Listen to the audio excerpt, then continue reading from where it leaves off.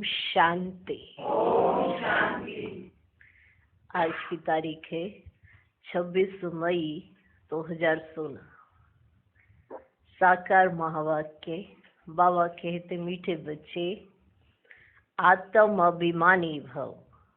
चलते फिरते उठते बैठते यही अभ्यास करते रहो तो तुम्हारी बहुत उन्नति होती रहेगी। आत्म अभिमानी का अर्थ क्या है? खुद को आत्मा समझकर चलना, है ना। अभिमानी का क्या अर्थ है? अभिमान होता है ना, एक अभिमान होता है ना, माना नशा। एक होता है देह अभिमान, एक है आत्म अभिमान। दोनों में अंतर क्या है? देह अभिमान जो हम होते हैं, माना जैसे कोई डॉक्टर है, इंजीनियर है, कोई भी ऐसी पोस्ट पे उसको उसका अभिमान रहता है कि नहीं रहता है? रहता है ना कि वो ये है, तो वो एक देह का भान होता है।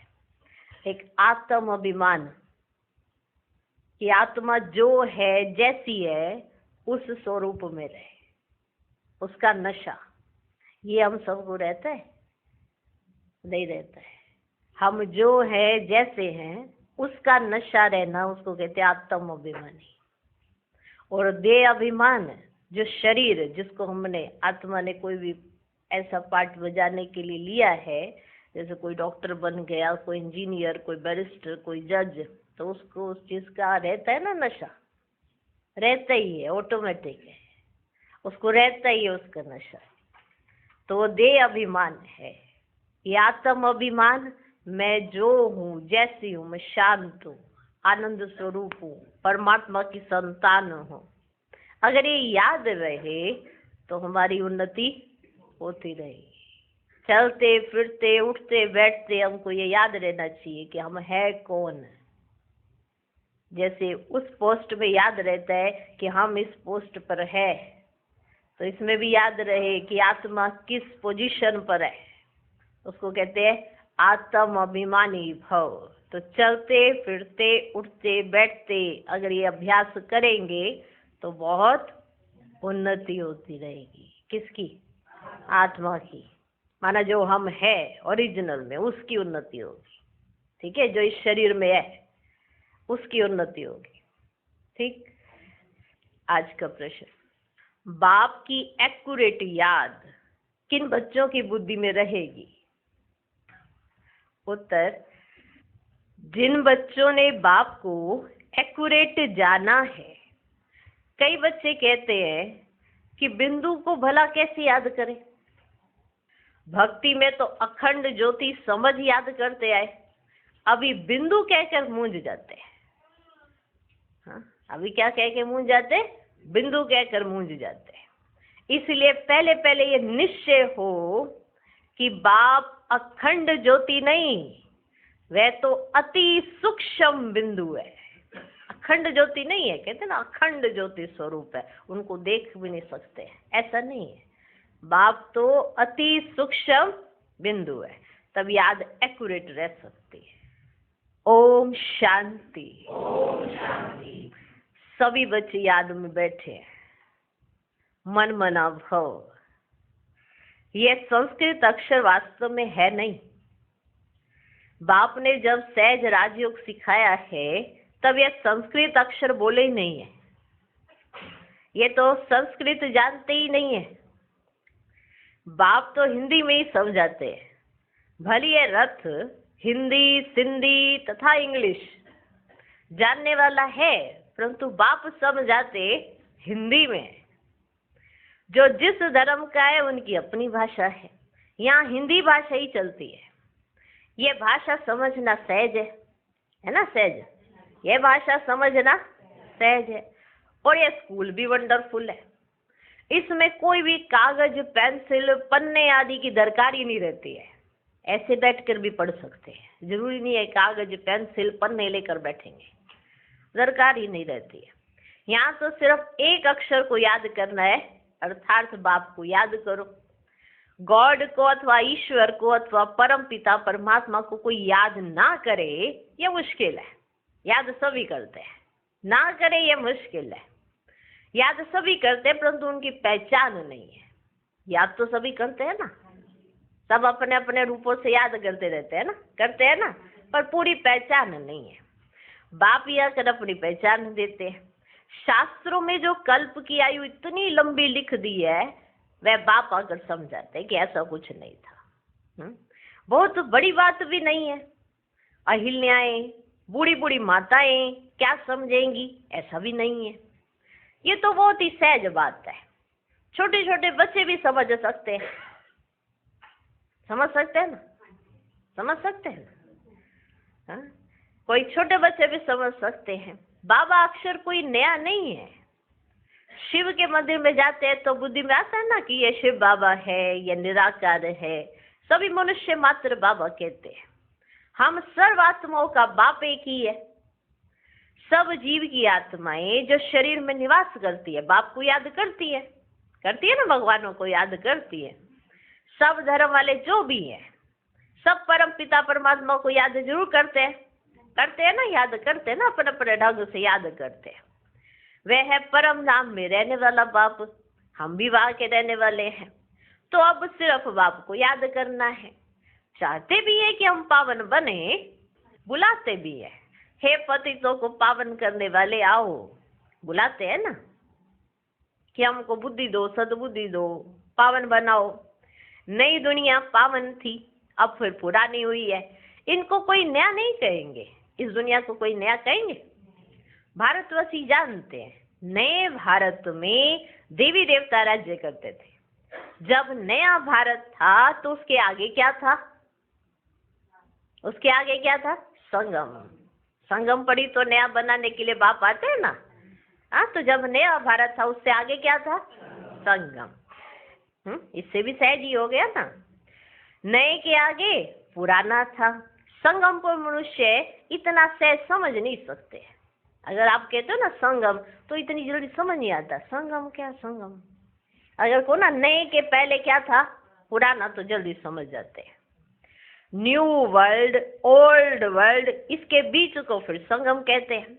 बाप के लिए कहते हैं ना, हे पतित पावन आओ, आकर हमको पावन बनाओ। हम पतित बन गए। नई दुनिया में कोई पुकारेंगे नहीं, नई दुनिया में कोई पुकारेंगे नहीं। अभी पुकार रहे हैं क्योंकि पुरानी दुनिया में है, पतित है, दुखी है, परेशान है। पुकारते हैं ना भगवानों को कि आओ हमारे दुख हरो। पुकारते कि नहीं पुकारते? अभी तुम्हारी बुद्धि में ये सब समझ आ गया। अभी समझ में आ गया है ना कि ये भारत पावन था। ये बात समझ आ गई ना। स्वर्ग था ना, देवी देवताओं का राज्य था, सब समझ आ गया। अभी तुम्हारी समझ में आ गया है कि ये भारत पावन था। हे पतित पावन आओ, ये तो बहुत समय से बुलाते आए ना कि पतित पावन आओ, आकर हमको पावन बनाओ। बुलाते आए ना, तो बाबा आएंगे तो सही ना। अभी इतनी बार बुलाओगे तो, हाँ, बाप तो है ना। अब बच्चा बाप को इतनी बार बुलाए जाए, बाप नहीं आएगा क्या? आएगा ना। तो बुलाया तो है ना, बुलाया है ना। कहते हैं कब आओगे, कहते हैं ना कब आओगे, तो कब आएंगे? संगम पर आएंगे ना। किस लिए? नई दुनिया में ले जाने के लिए। उनको ये देखो पता ही नहीं है कि अब पतित दुनिया कब पूरी होगी। दुनिया को थोड़ा पता है। ये तो बाबा ही समझाएंगे ना कि दुनिया तो अभी पूरी होने वाली है। कहते शास्त्रों में तो ऐसे लिखा हुआ है कि अभी 40,000 वर्ष और पड़े हैं कलयुग को, और पतित होगी। बिल्कुल ही घोर अंधेरे में, इससे ज्यादा पतित और क्या होगी? अभी का माहौल देखा है ना, कितना पतित है। दिन प्रतिदिन एक दिन में बढ़ता जाता है घोर अंधेरे में। अभी तुम रोशनी में हो, है ना। अभी तुम कहाँ हो? रोशनी में हो। बाप ने तुमको अब रोशनी में लाया है। कहाँ लाया? रोशनी में लाया है। ये 5,000 वर्ष में सृष्टि का चक्र पूरा होता है। कल की तो देखो बच्चे बात है, तुम राज्य करते थे, है ना। कल की बात है ना, क्या करते थे? राज्य करते थे। बरोबर इन लक्ष्मी नारायण का राज्य था, स्वर्ग था। पावन दुनिया में देखो बच्चे कोई उपद्रववादी नहीं होता, माना लड़ाई झगड़ा नहीं होता पावन दुनिया। वहां पे सब सुखी रहते, सुख में थोड़ा कोई लड़ता है। लड़ता है क्या? कोई लड़ाई करेगा सुख में? नहीं, वहाँ कोई उपद्रव नहीं होता है। तुम राज्य करते थे, बरोबरी लक्ष्मी नारायण का राज्य था, स्वर्ग था। पावन दुनिया में कोई उपद्रव आदि हो ही नहीं सकता। उपद्रव देखो बच्चे होता ही रावण राज्य में। यहाँ तुमको बाप समझाते हैं, तुम सम्मुख कानों से सुनते हो। सम्मुख माना सामने बैठे हो ना, और सुनते किससे हो? कानों से सुनते हो। कौन सुनते हैं? कौन सुनते हैं? आत्मा। आत्मा को बड़ी खुशी होती है, हमको बाप फिर से आकर मिला है। बाप से वर्षा लिया था, अब बाप कहते मुझे याद करो। इसमें कोई लिखने पढ़ने की बात ही नहीं है कोई? बस इतना समझ आ गया ना, बाबा कहते हैं कि मुझे याद करो, इसमें लिखने पढ़ने की तो कोई बात ही नहीं है। जब कोई आते हैं तो पूछा जाता है आपका कैसे आना हुआ, आपका कैसे आना हुआ, ऐसे पूछते हैं ना। हाँ, ऐसे पूछा जाता है ना, आपका कैसे आना हुआ, तो कहेंगे यहाँ के महात्मा से मिलने। कहेंगे यहाँ के महात्मा से मिलने। क्यों? तुमको क्या चाहिए? हाँ, क्यों मिलने आए? तुमको क्या चाहिए बताओ? कोई भिक्षा चाहिए? हाँ, सन्यासी हो तो रोटी टुक्कड़ चाहिए। हाँ, अगर कोई सन्यासी आया है, अगर कोई यहाँ आ गया, सन्यासी आ गया है, तो उसे क्या चाहिए होगा? रोटी टुकड़ा चाहिए होगा। सन्यासी किसके पास जाते हैं? वह रास्ते में मिलते हैं तो रिलीजियस मनुष्य समझते हैं ये फिर भी पवित्र मनुष्य है, इनको भोजन खिलाना अच्छा है। अगर सन्यासी आ जाता है ना किसी के घर में, और कोई रास्ते में मिल गए, और जो रिलीजियस मनुष्य होते हैं वो समझते हैं इन्हों को खाना खिलाना अच्छी बात होती है, क्योंकि ये फिर भी पवित्र है। अभी तो पवित्रता भी नहीं रही है, बिल्कुल ही तम प्रधान दुनिया है, इसमें बड़ी गंदगी है। मनुष्य कितना हैरान होते हैं। यहाँ तो हैरान होने की कोई बात ही नहीं है। बाप कहते हैं लिखने करने की भी बात नहीं है। ये पॉइंट्स आदि भी लिखते हैं धारणा करने के लिए, लिख लेते हैं ये धारणा करने के लिए। जैसे डॉक्टर लोगों के पास भी कितनी दवाइयाँ होती हैं, इतनी सब दवाइयाँ याद रहती है।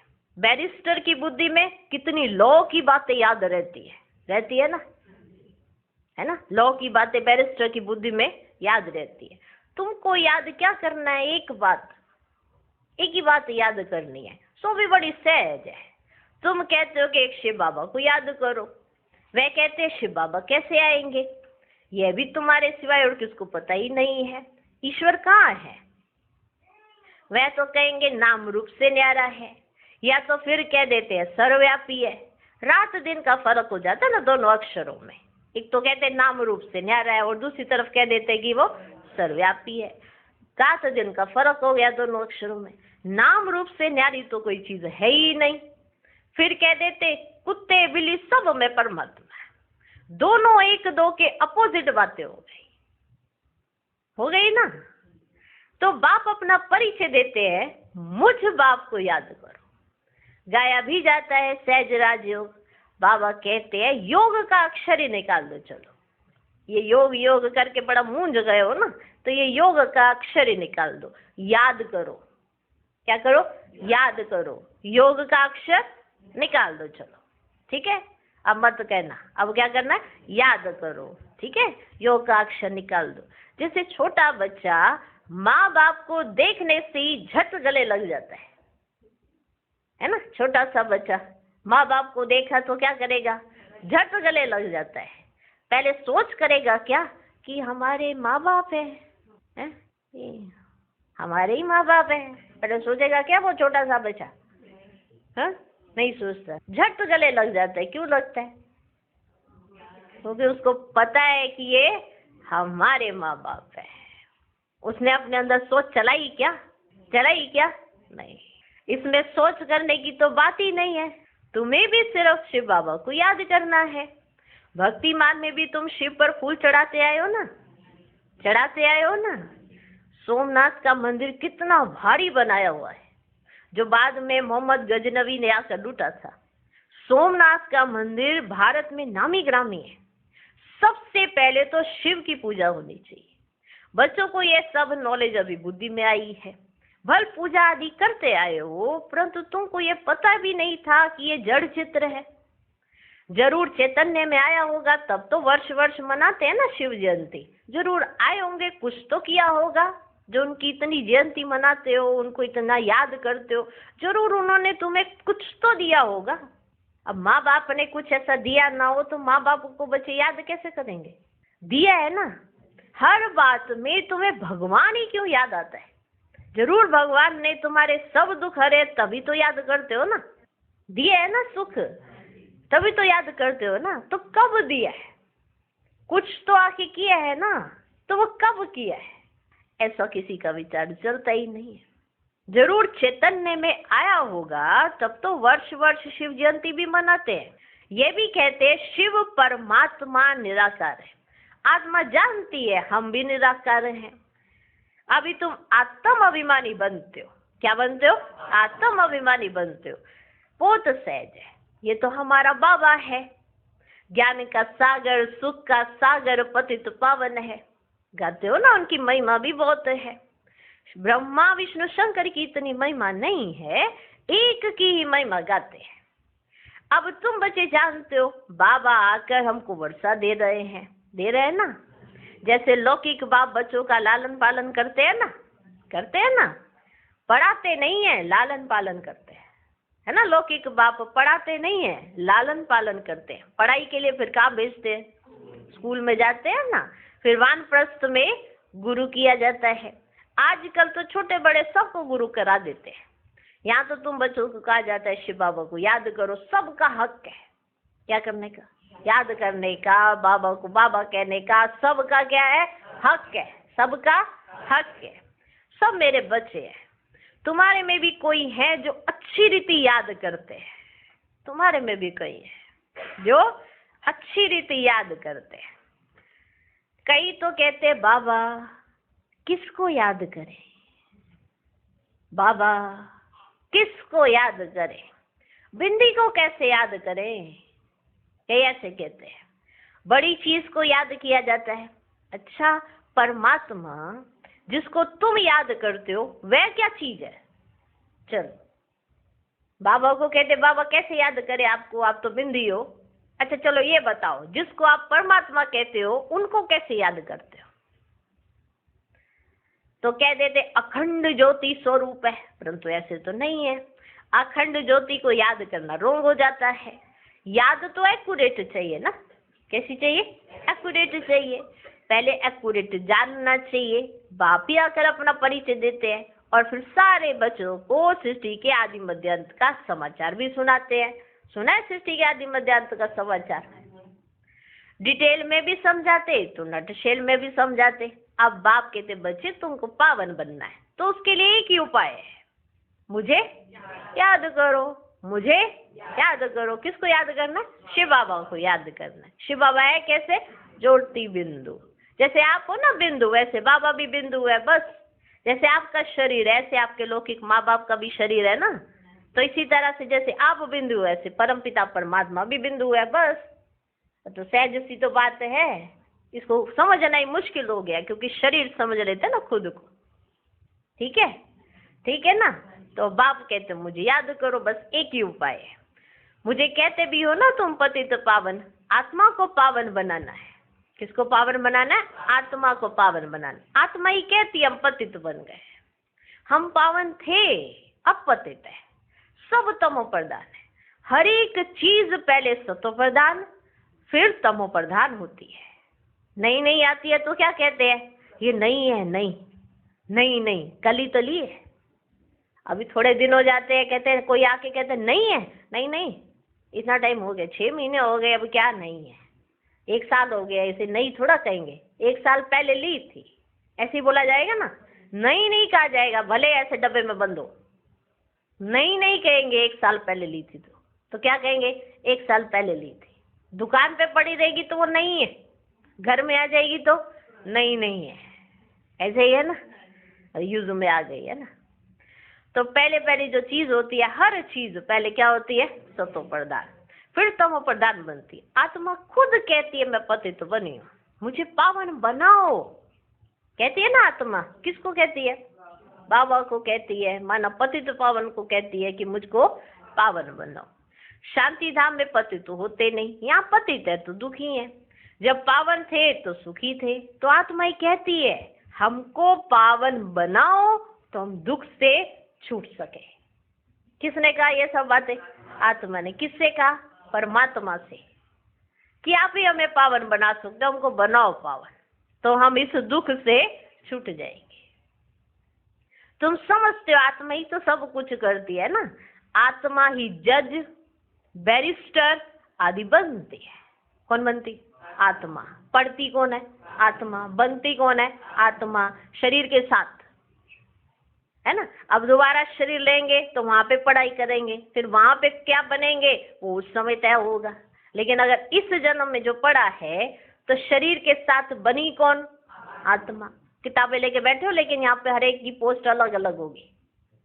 कोई किताब लेकर यहाँ पे लेबल लगा के नहीं बैठा मैं इस पोस्ट पे हूँ, बैठा है कोई, लेकिन वो आत्मा जानती है कि मैं किस पोस्ट पे हूँ, कि मैंने क्या पढ़ाई की है जिसकी वजह से मैंने ये पद पाया है ना। इसी तरह से आत्मा अपना निर्माण कर रही है यहाँ पे बाबा के पास बैठ के। हमें राजा बनना है, प्रजा बनना है, क्या बनना है? कल तो सतयुग आना ही है ना, ये तो पक्का है ना, आना ही है ना। तो सतयुग में क्या बनना है क्या नहीं बनना ये कौन तय करेगा? ये आत्मा खुद तय करेगी। बाबा को जितना याद करती जाएगी पावन बनती जाएगी, और जितने पावन बनेगी उतना तय करेगी कि मुझको बनना क्या आगे। ठीक है। इस जन्म में जो पढ़ाई करते तो हम खुद तय करते, है ना। कोई डॉक्टर बनना चाहता, तो कोई इंजीनियर, तो कोई बैरिस्टर, तो कोई जज बनना चाहता है ना, तो पढ़ाई करता है। अगर बनना नहीं चाहता तो पढ़ता भी नहीं। आप यहाँ बैठे हो स्कूल में, तो रॉयल अच्छे कुल की आत्मा बनना चाहते हो ना, तो यहाँ पढ़ने आए हो। अगर नहीं बनना चाहते तो क्यों पढ़ेंगे? भगवान से बैठ के क्यों पढ़ेंगे? भगवान यहाँ पे दैवी गुण सिखा रहे हैं, तो क्यों सिखा रहे हैं? कि तुम अच्छे बन सको, पावन बन सको, और अच्छी घर में जन्म ले सको। ये भी तो परमात्मा ही तय करेंगे ना। जैसे आपके कर्म होंगे वैसे उस घर में जन्म होगा। ठीक है। हर एक चाहता है ना मेरे अच्छे कुल में जन्म हो, तो अच्छे अच्छे संस्कार आएंगे।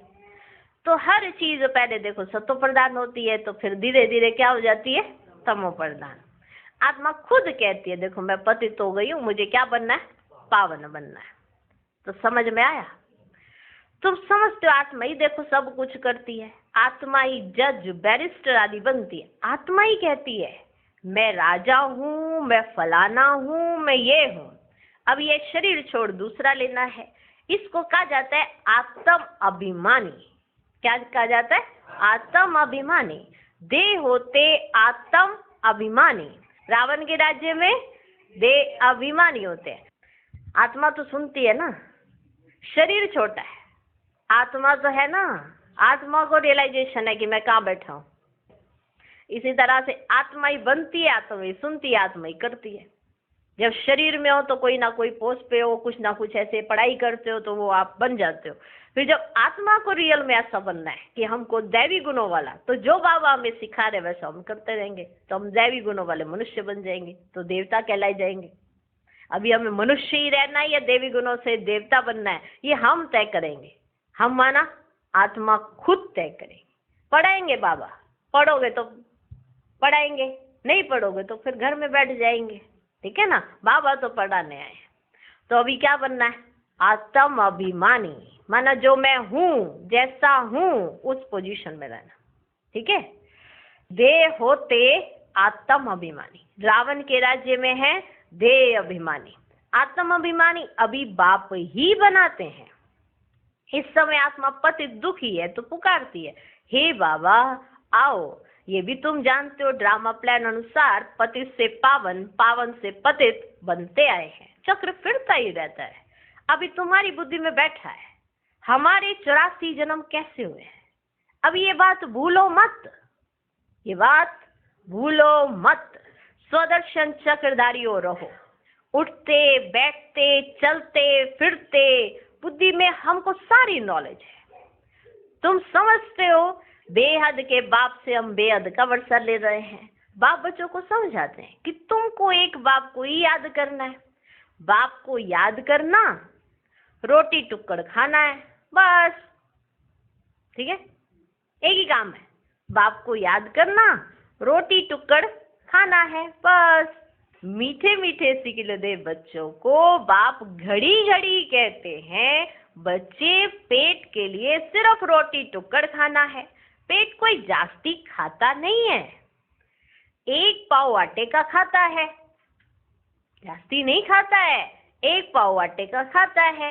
दाल रोटी बस 10 रुपए में भी मनुष्य पेट भरता है और 10,000 में भी पेट पालते हैं। गरीब लोग खाते भी क्या है, फिर भी हट्टे कट्टे रहते हैं, है ना। भिन्न भिन्न चीजें मनुष्य खाते हैं तो और ही बीमार पड़ जाते हैं। डॉक्टर लोग भी कहते हैं एक प्रकार का खाना खाओ तो बीमार नहीं होंगे। तो बाप भी समझाते हैं रोटी टुक्कड़ खाओ, जो मिले उसमें खुश रहो। दाल रोटी जैसी और कोई चीज होती नहीं।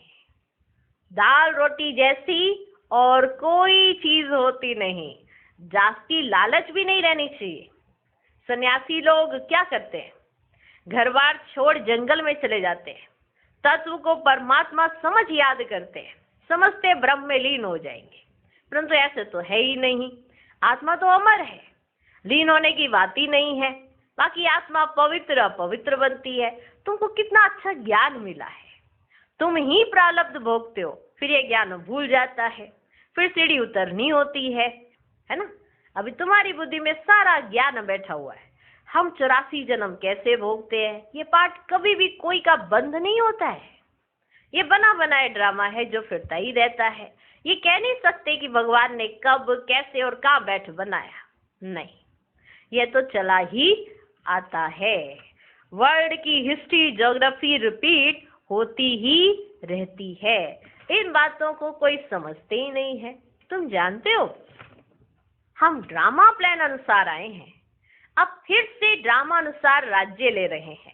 ये बातें और कोई समझ ही नहीं सकते। पूछा जाता है ड्रामा सर्वशक्तिमान है व ईश्वर, तो कहते ईश्वर सर्वशक्तिमान है, समझते हैं वे सब कुछ कर सकते हैं। बाप कहते हैं मैं भी ड्रामा के बंधन में बांधा हुआ हूं, पतितों को पावन बनाने मुझे आना पड़ता है। तुम सत्युग में सुखी बन जाते हो, मैं भी जाकर विश्राम लेता हूँ।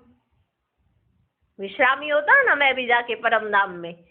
तुम सिर कूले चढ़ जाते हो, तुम्हारी शेर पर सवारी है, तुम्हारी सवारी शेर पर, सिर कूले चढ़ जाते हो और मैं जाकर फिर विश्राम ले लेता हूँ। तुम जानते हो सेकंड बाय सेकंड जो भी चलता है वह ड्रामा की नोंद है। तुम बच्चों को कितनी अच्छी नॉलेज है, अब सिर्फ बाप को याद करो बस। कागज पेंसिल आदि की कोई दरकार नहीं है। ब्रह्मा बाबा भी पढ़ते हैं, ये तो कुछ रखते ही नहीं है। सिर्फ बाप को याद करना है तो वर्षा मिलेगा। कितना सहज है। याद से तुम एवर हेल्दी बनेंगे, यह है धारणा की बात। लिखने से क्या फायदा होगा, ये तो सब विनाश हो जाएगा। परंतु कोई याद रखने के लिए लिखते भी है, कोई याद रखने के लिए लिखते भी हैं। जैसे कोई बात याद करनी होती है ना, तो क्या करते हैं, गांठ बांध देते हैं। कहते जैसी गांठ दिखाई देगी तो याद आ जाएगा कि हमने किस लिए बांधी थी। मानते हैं ना, ऐसे पहले ऐसे ही करते थे। अब कौन किसको क्या याद रखा है, तो पहले ऐसे फोन तो होते ही नहीं थे जो उसमें नोट बना के या अलार्म फिट कर दे कोई। तो पहले क्या करते थे, ऐसे गांठें बांध देते थे, पहली गांठ दूसरी गांठ, ऐसे बातें याद रखते थे, ये काम करने हैं। तो गांठ दिखते ही अच्छा काम रह गया, चलो ऐसे याद करा करते। याद है आप सबको, आप में से किसी ने बांधी ऐसी गांठ? हाथ खड़ा करो, हाथ खड़ा करो जिसने गांठ बांधी अपने समय में। अच्छा, जैसी कोई बात याद करनी होती है तो गांठ बांध देते हैं। तुम भी गांठ बांध लो, शिव बाबा और वर्षे को याद करना है। ये तो बहुत सहज है। योग अर्थात याद। कहते हैं बाबा याद नहीं ठहरती, सारा चक्कर ही तो यही है, याद ही नहीं ठहरती। योग में कैसे बैठे, अरे लौकिक बाप की याद उठते बैठते चलते फिरते रहती है, तुम भी सिर्फ याद करो बस। जैसे लौकिक बाप की याद रहती है ना, उठते बैठते चलते फिरते रहती कि नहीं रहती? आप में से किसी को अपना लौकिक बाप भूला है क्या कभी? याद रह जाए ना, रहता है ना। या अपने पिता को फोन कर, क्या करे आजकल पिताजी आप भूल जाते हो, माना भूल रहे हो बहुत। क्या हो रहा है कुछ समझ सा नहीं आ रहा, आपकी याद ही नहीं आ रही है, बस अगले टाइम तो फिर खटकाई आपकी। कैसे बच्चे हैं, ऐसा कभी नहीं कहते हो ना। अरे लौकिक बाप की याद उठते बैठते चलते फिरते रहती है, तुम भी सिर्फ याद करो, बस बेड़ा पार है, बस बेड़ा पार है। क्या पार है? बेड़ा। बस याद ही करना है। आज का विशेष अटेंशन बाबा खिंचवा रहे हैं, क्या करना है? याद करना है। क्या करना है? याद करना है। और सबको क्या कराना है? याद कराना है। क्या करो? शिव बाबा को याद करो, बाकी और झिक झिक कुछ भी नहीं है, सिर्फ शिव बाबा को याद करो। अच्छा, मीठे मीठे सिकिलधे बच्चों प्रति माता पिता बाप दादा का याद प्यार और गुड मॉर्निंग। रूहानी बाप की रूहानी बच्चों को नमस्ते। हम रूहानी बच्चों की भी रूहानी बाप को नमस्ते नमस्ते नमस्ते। Good morning good morning good morning. धारणा के लिए मुख्य सार। पहला पॉइंट, स्वदर्शन चक्रधारी बन 84 का चक्र बुद्धि में फिराते रहना है। बेहद बाप को याद कर बेहद का वर्षा लेना है, पावन बनना है। दूसरा पॉइंट, किसी भी चीज की लालच नहीं करनी है, जो मिले उसमें खुश रहना है। रोटी टुकड़ खाना है, बाप की याद में रहना है। आज का वरदान, समर्पणता द्वारा बुद्धि को स्वच्छ बनाने वाले सर्व खजानों से संपन्न भव। ज्ञान का श्रेष्ठ समय का खजाना जमा करना व स्थूल खजाने को 1 से लाख गुना बनाना अर्थात जमा करना। इन सब खजानों में संपन्न बनने का आधार है स्वच्छ बुद्धि और सच्ची दिल। लेकिन बुद्धि स्वच्छ तब बनती है जब बुद्धि द्वारा बाप को जानकर उसे बाप के आगे समर्पण कर दो। शुद्ध बुद्धि को समर्पण करना अर्थात देना ही दिव्य बुद्धि लेना है। आज का स्लोगन, एक बाप दूसरा ना कोई, इस विधि द्वारा सदा वृद्धि को प्राप्त करते रहो। ओम शांति।